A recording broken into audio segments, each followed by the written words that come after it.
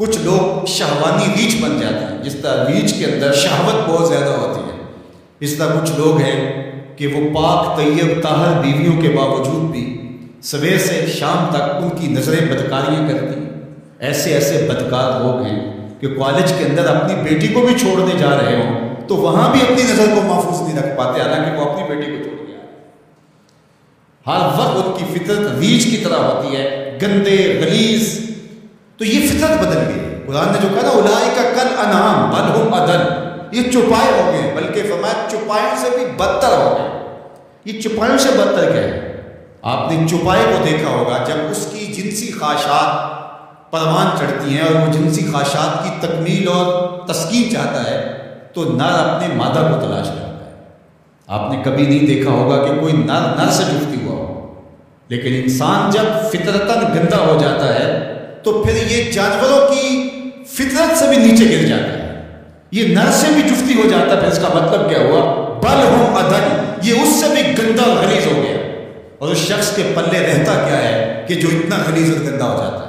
چلتا پھرتا انسان نظر آتا ہے، شکل سے انسان نظر آتا ہے، بل ھم اضل، بلکہ چوپایوں سے بھی آگے گزر گئے، چوپایوں سے بھی رویتاً جو ہے وہ آگے گزر گئے۔ وہ درندہ بنتا ہے تو پھر جانور بھی جانوروں کو جو ہے وہ چیرتے پھاڑتے ہیں اور ان کا قتل کرتے ہیں، شیر، لیکن اس کو صرف اس وقت قتل کرتا ہے جب اس وقت بھوک لگتی ہے۔ جب اس کو بھوک نہیں ہوتی تو وہ کسی دوسرے جانور کا شکار نہیں کرتا، اور دوسرا وہ شکار کرتا ہے تو اپنے ہم جنس کا شکار نہیں کرتا، دوسرے کا شکار کرتا ہے۔ اور انسان جب درندہ صفت ہوتا ہے تو یہ انسانوں کے گوشت کے ٹکڑے کر کے اس پہ رقص بھی کرتا ہے۔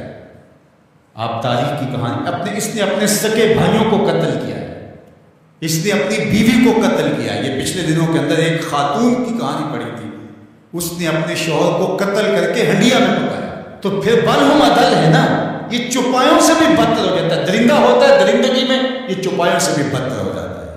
یہ ماضی کے اندر جو ہاتھ کے نام سے جو کچھ ہوا، انسانوں قبروں سے نکال کر کے ان کی لاشوں کو چوراہوں پہ لٹکایا گیا۔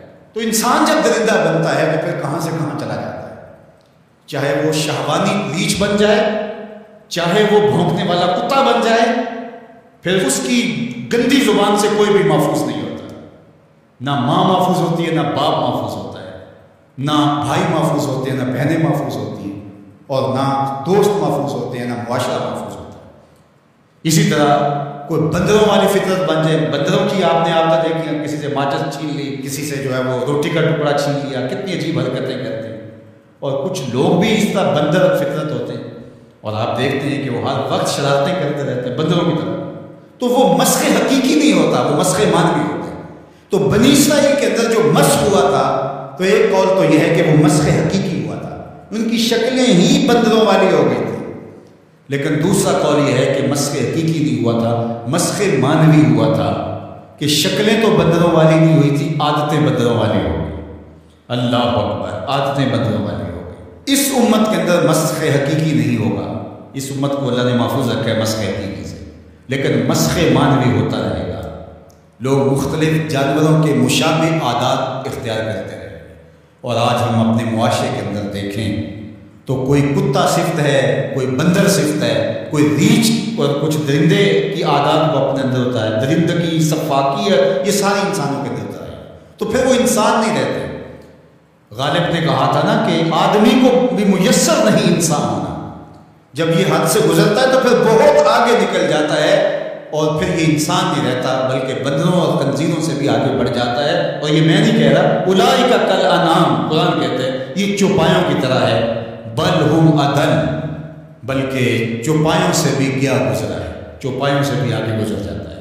یہ تجاوز جب کرتا ہے تو اس کے پلے کچھ نہیں رہتا۔ تو انسان کی جو قدر و قیمت ہے وہ تو اس کے اس عقل و شعور، فہم، ادراک، اخلاقیات سے ہے، اور اگر اس کے پاس یہ کچھ نہیں رہا تو یہ شکل تو ابو لہب کے پاس بھی تھی، یہ تو ابو جہل کے پاس بھی تھی۔ تو اس لیے قرآن مجید کے ان احکام کا اور ان واقعات کا انتباہ کریں اپنے اوپر کہ ہم اس میں سے کس عذاب میں، کس مصیبت کے اندر مبتلا ہیں اور ہو سکتے ہیں، اور اس سے بچنے کی صورتیں کیا ہیں۔ آج ہم اپنی خواہشات کے غلام بن جائیں اور شرعی تعلیمات کو، نبوی منہج کو، طریق کو چھوڑ دیں گے تو پھر ہم بھی بندروں اور جانوروں سے مختلف نہیں ہوں گے۔ تو اللہ تعالی ہمیں اچھا صالح پاکیزہ انسان